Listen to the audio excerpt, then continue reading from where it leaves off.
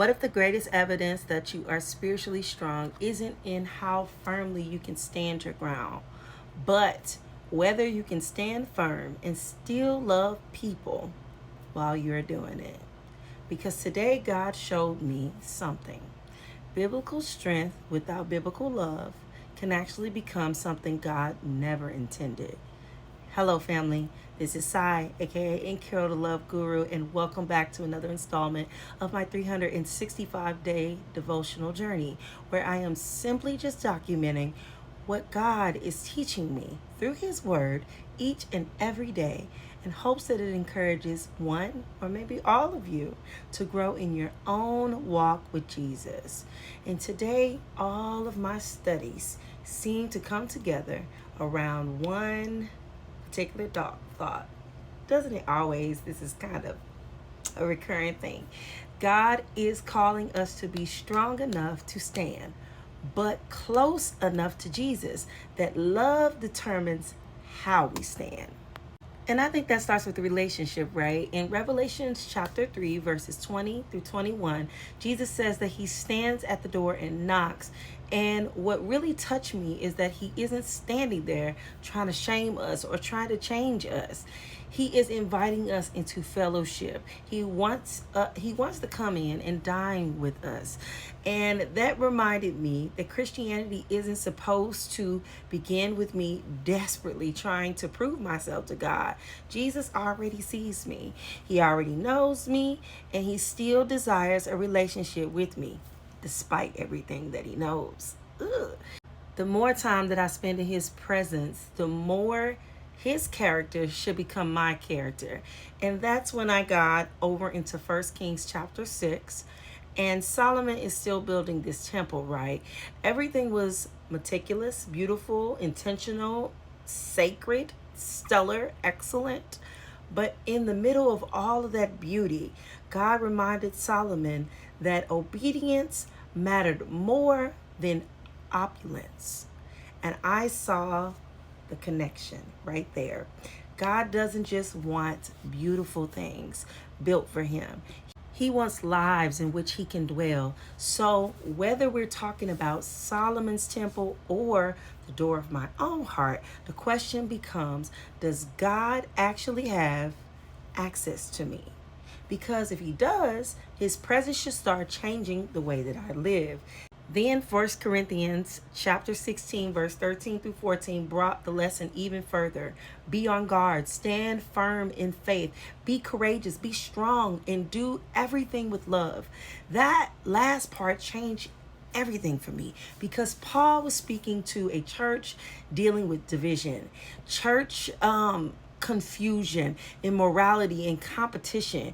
They needed courage. They needed conviction. They needed to learn how to stand firm. But they also needed love, because strength without love can become stubbornness.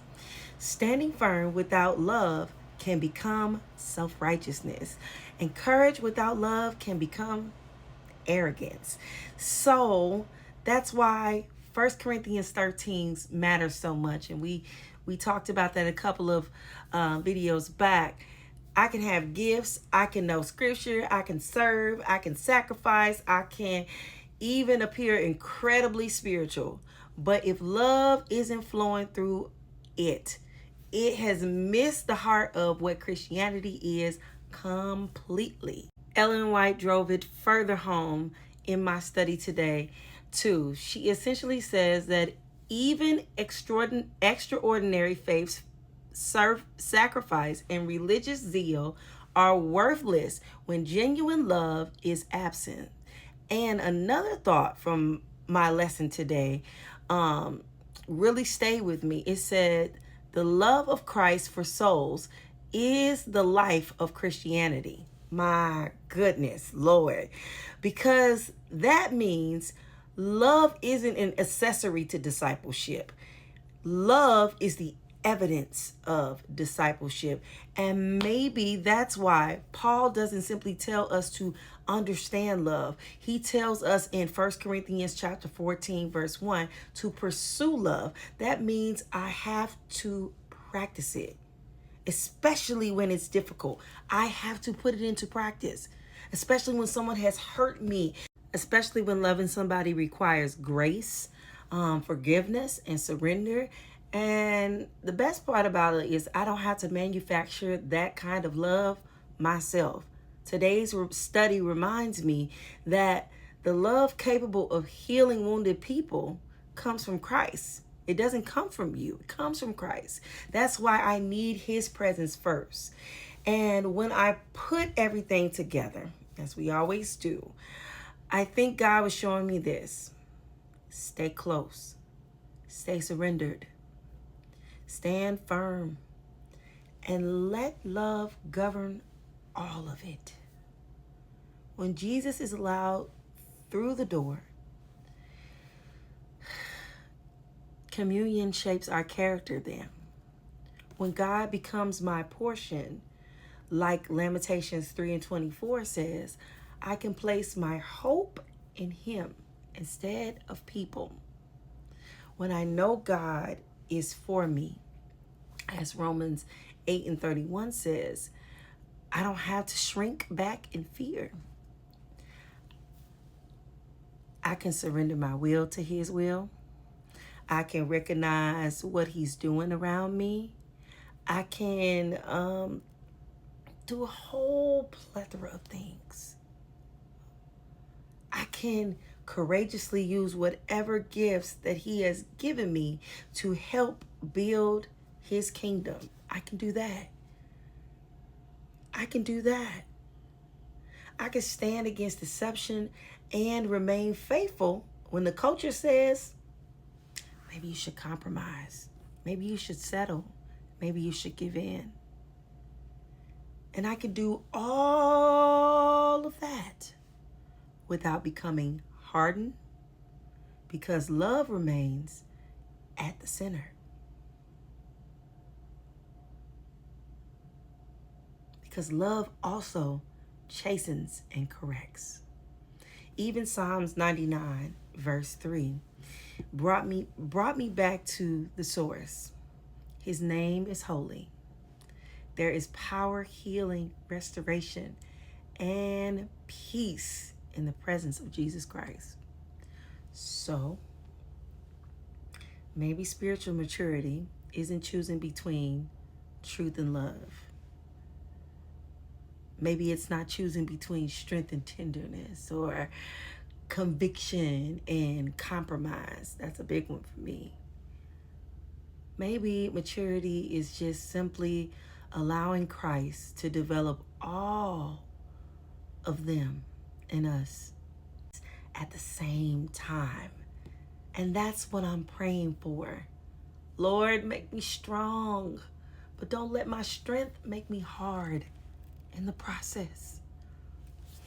My God, make me courageous, but don't let my courage become arrogance.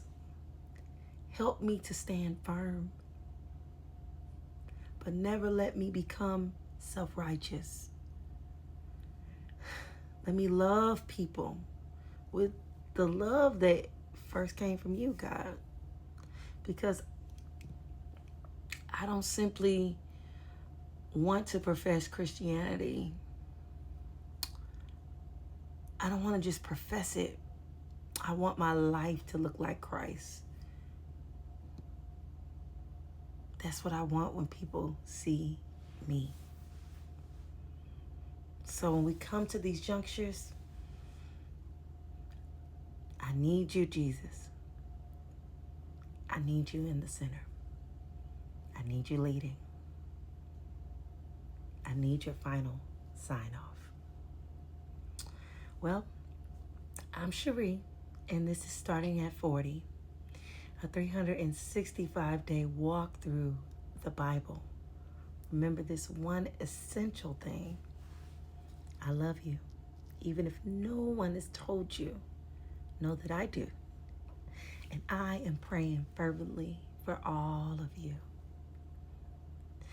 And it is my prayer that I will see all of you again tomorrow, Lord willing, to share what God is teaching me and showing me next. Until then, Goodbye, my dearest friends.